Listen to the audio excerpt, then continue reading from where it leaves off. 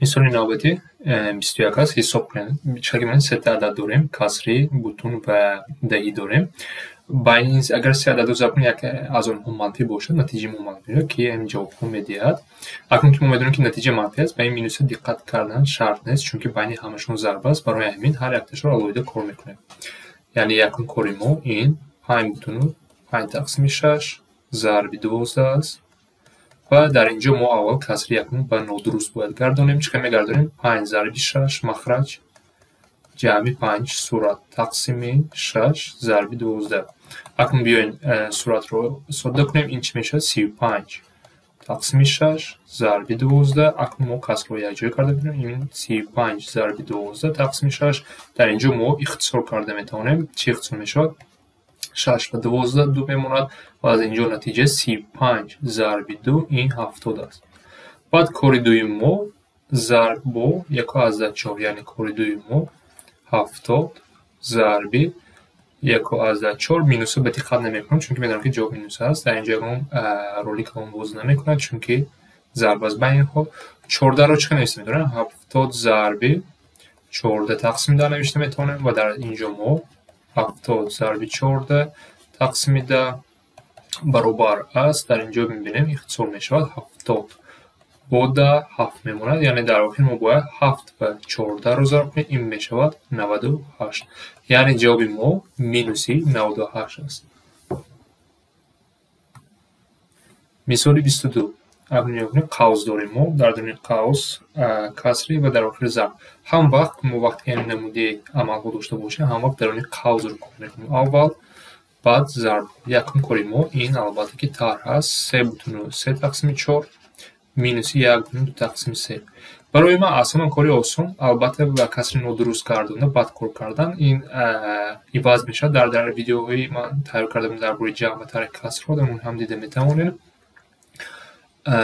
ҳар як намудашро рафтам. Биёин бо касри нодуруст аввал гардонам. Якум ин чӣ мешавад? 3 зарби 4 12 ҷамъи 15 тақсими 4 минуси 3 5 тақсими 3. баъд ман махраҷҳои баробар мекунам. Намедонам барои чӣ. Барои ман ҳамин осон хемерад адад кардагӣ. баъд махраҷи умид 12 аст, яъне ба якумаш 3 медиҳам, ба дуюмаш 4 медиҳам ва ин ба чӣ табдил меёбад? 45 тақсими 12 минуси 20 тақсими 12. Акнун махраҷҳо ки баробар ҳастанд, суратҳоро ман тарк карда метавонам. Тақсими 12 баробар аст ба 25 тақсими 12. Акнун ба каср дуруст гардондан шарт нест, чунки мо дар инҷо боз зарб дорем. Акнун бояд зарб кор кунем. Касри дуруст гардондан нақс шуд. Чӣ кар мебинем? 25 тақсими 12 зарби 7 бутуни 1 тақсими. Акнун ман бояд дуюм касрро ба касри нодуруст гардонам. Барои зарбро кор кардам. 25 тақсими 12 зарби 35 36 тақсими 5 мешавад. Акнун мо инҳоро дар як каср навишта метавонам. 25 36 12 ва 5. Акнун мебинед дар инҷо ихтисор мешаванд инҳо.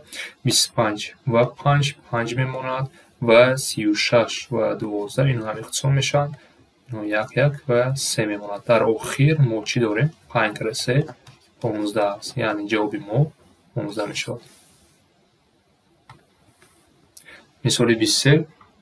аввал дар ин қавсҳоро кор мекунем, баъд берун зарб мекунем. қавсҳоро кор мекунем. Якум кори мо 2 бутуну 1 тақсими 2 ҷамъи 1 бутуну 3 тақсими 4. аввал ба касри ман нодуруст мебарам касрҳоро.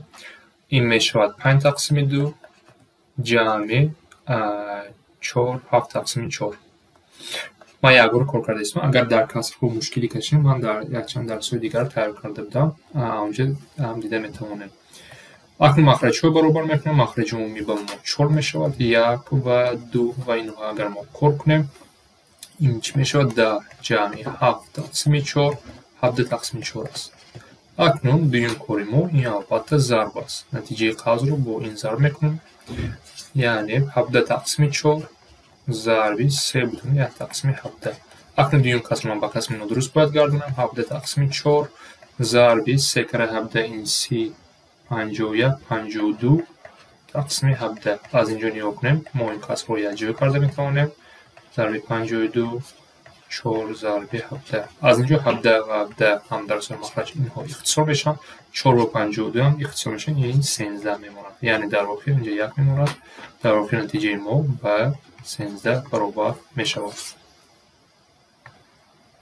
مثال 24 اول قوس رو اجرا میکنیم.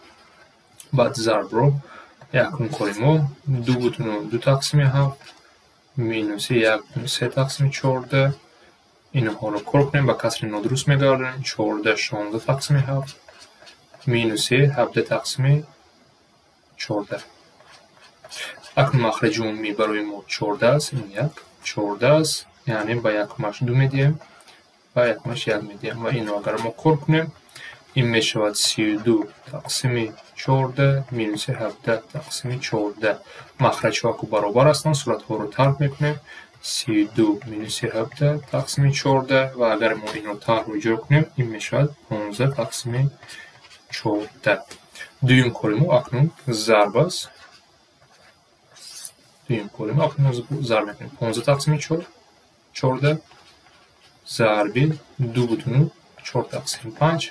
دویم کسر رو با کسر درست میگردانیم. 15 تقسیم 14 ضربی در 14 تقسیم 5. اکنون کسر رو یک جا نوشته میکنیم. 15 ضربی 14 14 ضربی 5. نیا کنیم در اینجا اختصار میشوند. 14 با 14 15 و 5 این 3 میموند 1، یعنی در آخر نتیجه ما بر 3 برابر است. مثال 25 حساب کنیم. اکنون نیا کنیم در اینجا قوس نیست. یکم کاری ما این البته ضرب رو کار میکنیم. کدامش که یکم عمده است. یکم کاری ما این است. دویم کاری ما با ضرب دیگر و در آخر ما اینها رو جمع میکنیم.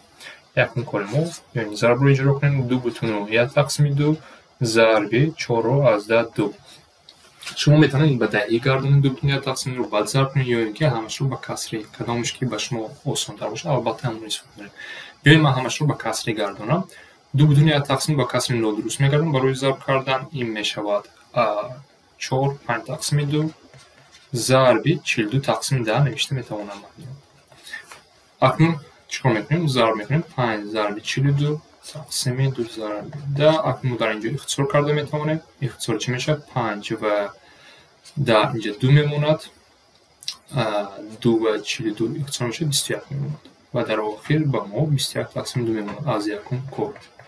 دویم کاریم این دویم ضرب رو کار کردن. این رو دویم کار رو کار کنیم، یعنی 2/1 تقسیم 2 باز ضرب 5 اینجا از 8. اصلا روی آسانش هم بوده است. خیلی دقیق میدونم.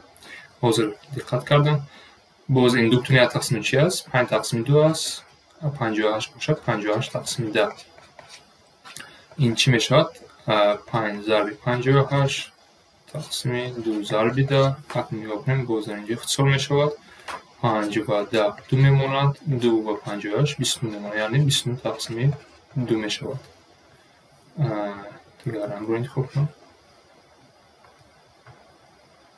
29 تقسیم 2 و در آخر ما باید همه ها رو جمع کنیم.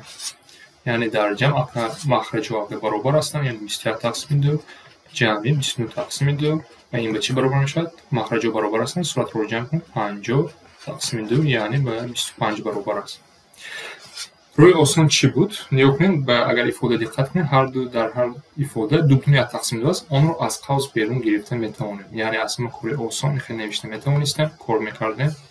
اینجا یو اینکه نویسم. یو اینکه نیا کنیم 2/1 تقسیم از قوس بیرون گیرم.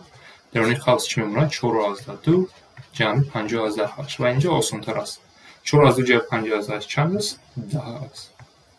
10 است و 10 رو ما با 2.5 این 2/1 تقسیم 2 است که 2.5 ضرب میکنیم، یعنی دهی گردوندن 2.5 ضرب 10 این به چند 25 برابر است. یعنی آسان تر است. خیلی من با کسی رفته. این رو هم وقتی که اول سوال نیا کنیم یک بار من برای این کار میکنیم. اگر روی آسان باشه البته اون استفاده بریم. اصلا روی آسان تر هم خیلی است.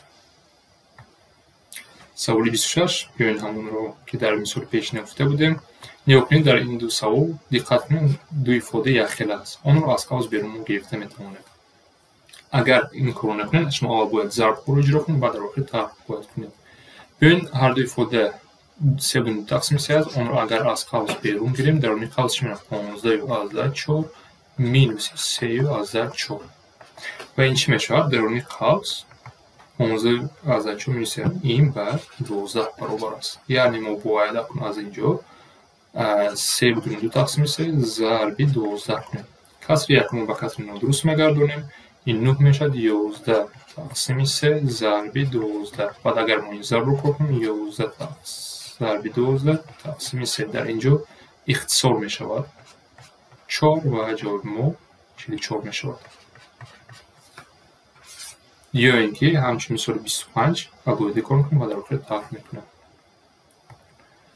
مثال 27 باز در اینجا ifade و یخیده هستند.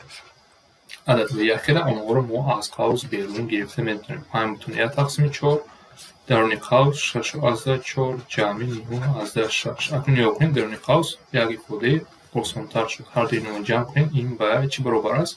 6 جمع 9 15 است. با قسمی داریم 9 9 میشوند 16 میشود. و اینها رو اگر ما کار کنیم 5 بتون و 1 تقسیم 4 ضرب 16. یک کسر با کسر 9 درست میگردونیم 21 تقسیم 4 ضرب 16 21 ضرب 16 تقسیم 4 و اینجا ما اختصار کنیم اگر این 4 میموند 21 ضرب 4 به 84 برابر است. 84.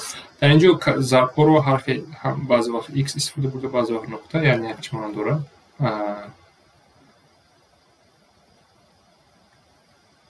سوال 28 حساب کنیم درون قوس ها اکنون کوادرات کوبیده داشته است. اینها رو ما باید اول یکم کاری ما درون قوس ها رو کار کنیم بعد در آخر تقسیم کنیم دویم کار بعد در اینجا سوم کار. یکم کاری ما البته که 8 کوادرات مینوس 3 کوب رو کار کنیم. 8 کوادرات چی معنی داره؟ 8 ضرب 8 یعنی 64.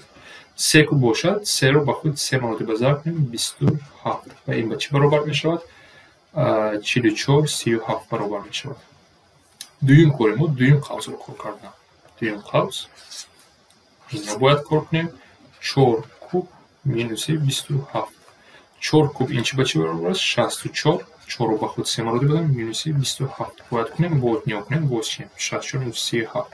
از این شکل گرفتیم هر دو قوس یک چی عدد میدهد. وقتی یک چی عدد میدهد تقسیم ببینیم تقسیم دو عدد یخیده هم وقت به چی برابر است؟ 3 کاری ما این تقسیم کنیم 37 تقسیم 37 برابر 1. شکل میبینید در این قوس هر دو چی یخیده است. سوال 29 قوس ها را اول کار میکنیم کار 1 کار 2 و کار 3. اول دقت کنیم باز قوس ها با یکدیگر برابر هستند یا نه؟ 4 کوب 64 36 نه یخی نیستن. خب بیاین کار کنیم 4 کوب جمع 5 کوادرات 4 کوب این چی میشه؟ 4 رو با خود 3 مرتبه ضرب کنیم اگر 64 میشه. 5 کوادرات 5 رو با خود ضرب میکنیم 25 و این به چی برابر است؟ به 89 برابر است. دویم کاری ما دویم قوس 6 کوادرات مینوس 3 6 کوادرات این به 36 برابر است. 6 ضرب 6 مینوس 3 و این به 6 برابر است. سوم کاری ما این البته که ضرب است. سوم کاری ما این 89 ضرب 6 باید کنیم. چقدر کرده میتونیم 540 534 میشود.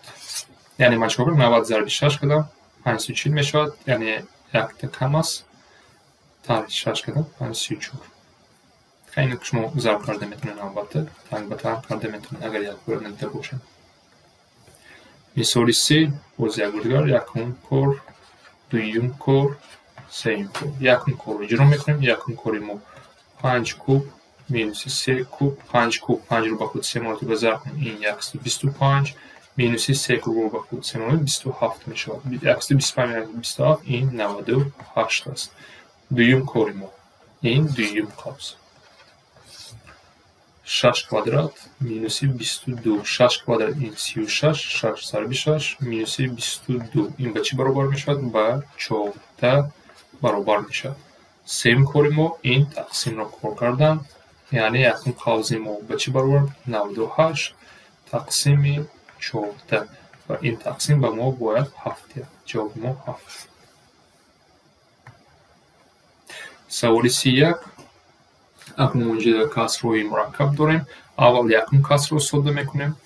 این کسر رو ساده میکنیم بعد کاری دویم و دویم کسر سودا کردن و سیم کنیم بعد در آخر آنها رو تقسیم کردن. بیاین از یکم کار سر کنیم. یعنی 12 در درجه 4 تقسیم 4 کوب ضربی 3 در درجه 4. یعنی 12 رو 4 رو با خود ضربیم عددی کلان میشن. در اینجا ما خصوصیت های درجه ها رو باید به خاطر بیاریم. من در درس های الوهیده این رو فهمونده بودم، در کانال یافته میتوانیم. یا کنید در اینجا یک خصوصیت است. 12 درجه 4 ما چه نوشته میتونیم؟ 12 ما 3 ضرب 4 نوشته میتونیم.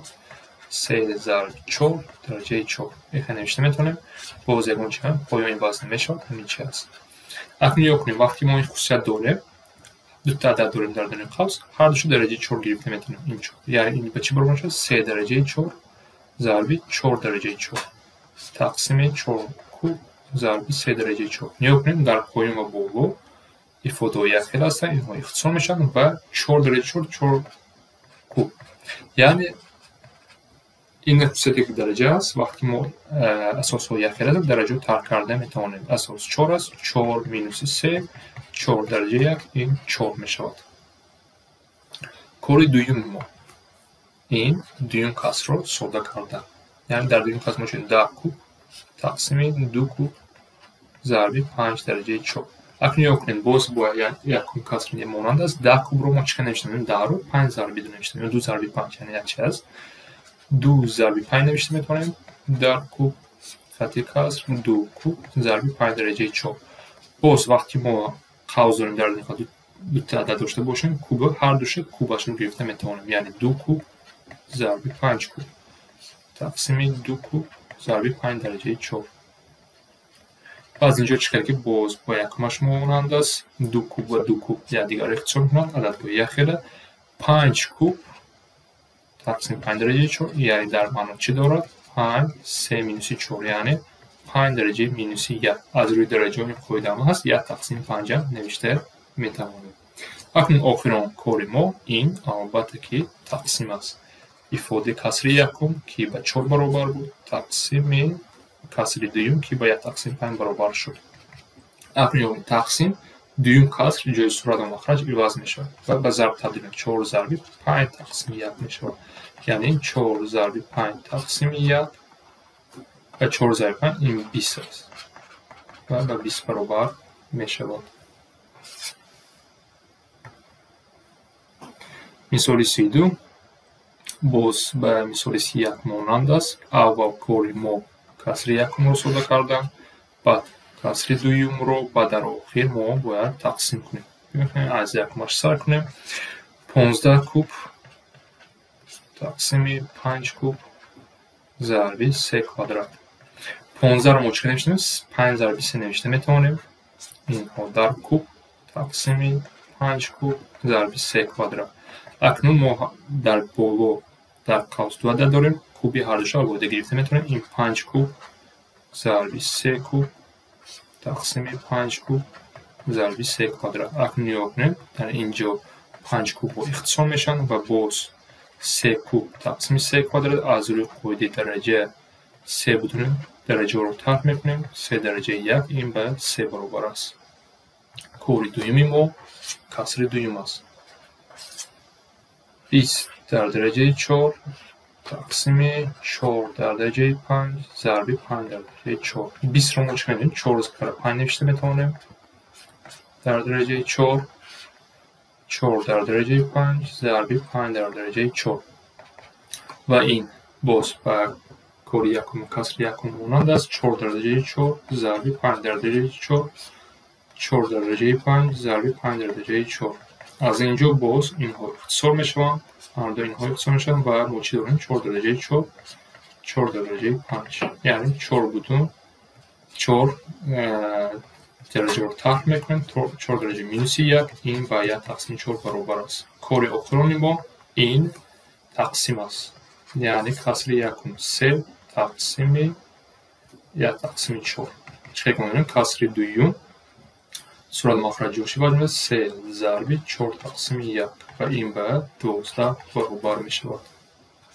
و مثال 31 مانند است. مثال آخرین 33 باز همه حساب میکنیم. کار اول کسری اول رو باید صادق کنیم، بعد کسری دوم و در آخر اینها رو تقسیم میکنیم. فور یکم رو پر کنیم. 18 کوب تقسیم 3 کوادرات ضربی 6 کوب. 18 رو میچینیم 3 ضربی 6 نمیشته میتونیم. در کوب تقسیم 3 کوادرات ضربی 6 کوب. بعد اینو 3 کوب ضربی 6 درجه 3 تقسیم 3 کوادرات ضربی 6 کوب. از اینجا اختصار میشوند 6 کوب و ما درجه رو تر میکنیم. میسوری همچون میسوری 31 و 32 یک چیز یک برو نویسم 3 درجه 1 یعنی 3 است. کار دومی ما دوم کسر رو صادق میکنیم. بیایم یک بریم 30 رو ما 15 ضربی 2 نوشته میتونیم. 15 ضربی 2 درجه 4 کس 15 درجه 4 در پایان ضربی 2 درجه 5.